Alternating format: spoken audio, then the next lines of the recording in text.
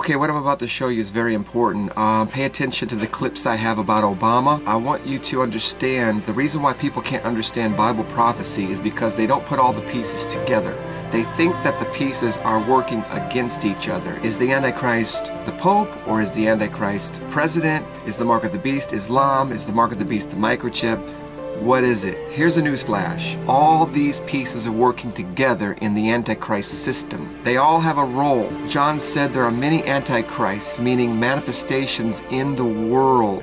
There's one He Antichrist spirit, but there are many manifestations of He in the world. Greater is He that is in me than he that is in the world. That means he that is in the world is the Antichrist spirit. All right? And so what we have to understand is that when the Bible's talking about the Antichrist, and it says he will come out of Turkey, or he will be the head of the world, or he was given power by the nations. Now, this could be different components, but the same he. And that's what we have to understand. So we don't get confused about where the Antichrist is coming from or what the mark of the beast is. It's all working together. I believe Islam is the Antichrist spirit also rising up in power with the number of his name. They have a mark also, and the microchip is also part of the political, governmental process of chipping people, so that's part of it. They're working together as the mark of the beast. There's a mark that's coming, and you won't be able to buy or sell without this mark, but there's a number of the beast, and the number is 666. Now you won't be able to buy or sell unless you have the mark, or the name of the beast, or the number of his name. There's three things, three different things. Are they all part of the mark or the microchip? We don't know. So there is a mark coming on the skin. There is also a name of the beast and a number of his name. You have to have one of those three things in order to buy or sell. We don't break it down very clearly when we study this, and we get confused. Now the number of the beast in verse 18 is 666. But there's two other things. There's the mark and there's the name. So the mark that we're talking about is obviously a haragma. It is a cut in the skin. That's the mark of the beast. Now there's spiritual marks too. You could have a spiritual mark, but we know that haragma is a physical mark. So there you go. You have a physical mark, you have spiritual marks, you got the name of the beast, the number of his name, and all these components working together as one. So I believe Islam and the microchip work together as one, being different components of the same Antichrist spirit. Today I want to focus on what Obama's doing to form an Islamic, not only America, but Islamic brotherhood around the world. Islam believes that their Mahdi will come riding on a white horse. That's exactly what Revelation chapter 6 verse 2 says. This rider on the white horse comes in at the first seal and creates havoc and destruction and takes over the world. So we believe Obama is that person coming riding on a white horse. Watch my video called The Obama Conquest and look at all the pictures and evidence that we have of Obama being the rider on the white horse.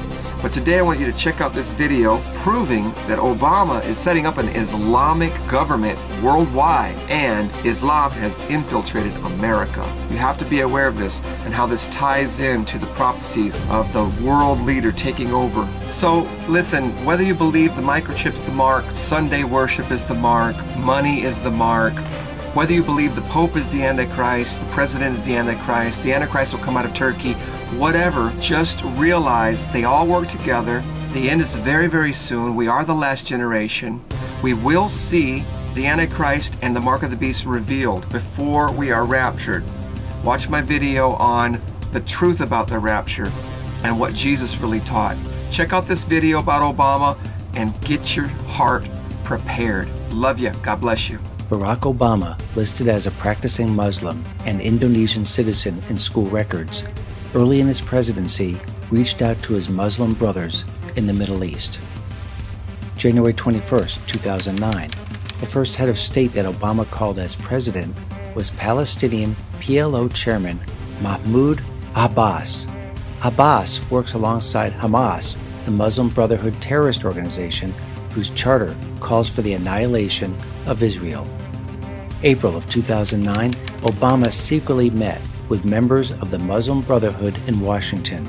a group whose own documents call for the destruction of the United States and the creation of a worldwide caliphate. Throughout his presidency, Obama has met with Muslim Brotherhood front groups like the Council on American Islamic Relations literally hundreds of times. The Obama administration is currently gorged with Muslim Brotherhood operatives hiding behind the mask of front groups masquerading as Muslim outreach groups. Mohammed El-Biari, who gave a speech in 2004 honoring the Ayatollah Khomeini, known as the face of Islamic terrorism, is now the head of Obama's Homeland Security Advisory Council. Instead of working to keep America safe, however, El-Biari is currently working behind the scenes to return the Muslim Brotherhood back to power in Egypt. He has even gone so far as placing the so-called four-finger Muslim Brotherhood salute on his Twitter avatar. The symbol is used in support for ousted Muslim Brotherhood Egyptian President Mohamed Morsi. But back to our Muslim Brotherhood Commander-in-Chief, Barack Obama. On June 4, 2009, Obama gave his so-called Cairo speech in Egypt, where he demanded the front row be reserved for Muslim Brotherhood members, to the consternation of then Egyptian President Hosni Mubarak. The Muslim Brotherhood at the time were outlawed in Egypt because of their extensive ties to terrorism. According to Middle East researcher Tony Cartalucci, beginning in December 2010 and early 2011, the U.S. State Department, collaborating with George Soros-funded human rights groups, orchestrated the so-called Arab Spring throughout the Middle East and North Africa, seeking to topple secular governments and replace them with Islamic dictators. On January 14, 2011, after massive rioting, the first leader deposed was Tunisian President Zine El Abidine Ben Ali, who was quickly replaced with an Islamic dictator. April 2011, Yemeni President Ali Abdullah Saleh in the face of the Arab Spring protests and was also replaced with an Islamic dictator.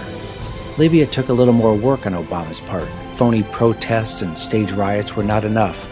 Obama engaged in an illegal war against Libya, spurning congressional approval that resulted in the toppling of Muammar Gaddafi on August 23, 2011.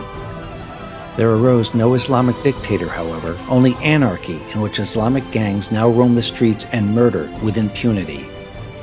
On September 11, 2012, Ambassador Chris Stevens, Sean Smith, Ty Woods, and Glenn Doherty were slaughtered by one of these Islamic gangs, the Al-Qaeda-linked Ansar al-Sharia. Barack Obama, the Muslim Brotherhood Commander-in-Chief, has not brought one single person to justice. Barack Obama moved on to Egypt, no easy country to topple, given that the Egyptian president, Hosni Mubarak, has been a steadfast ally of both the United States and Israel for decades. Barack Obama, being the master community organizer that he is, organized the toppling of Mubarak himself. Muslim Brotherhood operatives were dispatched to orchestrate the huge Tahrir Square protests that lasted for a staggering 18 days and numbered hundreds of thousands of people. According to Aaron Klein's book, Impeachable Offenses, on January 29, 2011, U.S. envoy Frank Wisner secretly met with senior leader of the Muslim Brotherhood in Egypt, Assam El-Arian, to plot the toppling of Mubarak.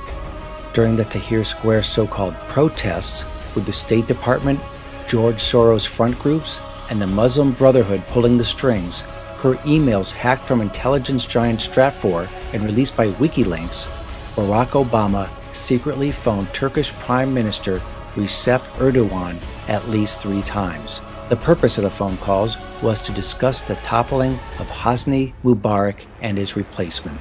February 1st, 2011. Mubarak, bowing to pressure from Obama, announced he would step down in 7 months. To Obama, this was unacceptable. Obama informed Mubarak he needed to step down immediately. On February 11, 2011, Mubarak resigned and Obama got on his soapbox to declare to the world that history had been made. But the entire process was a sham. The people of Egypt have spoken, their voices have been heard, and Egypt will never be the same. By stepping down, President Mubarak responded to the Egyptian people's hunger for change.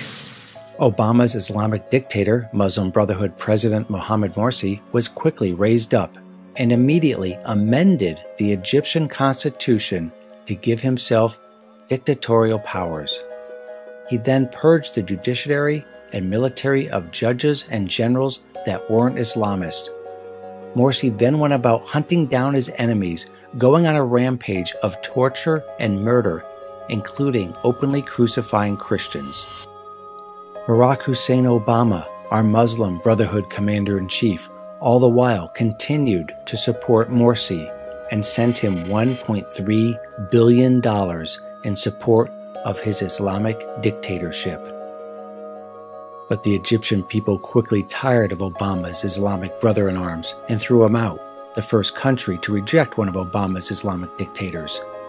Morsi is now under arrest by the Egyptian military, facing charges of murder, kidnapping, and conspiring with the terrorist group Hamas.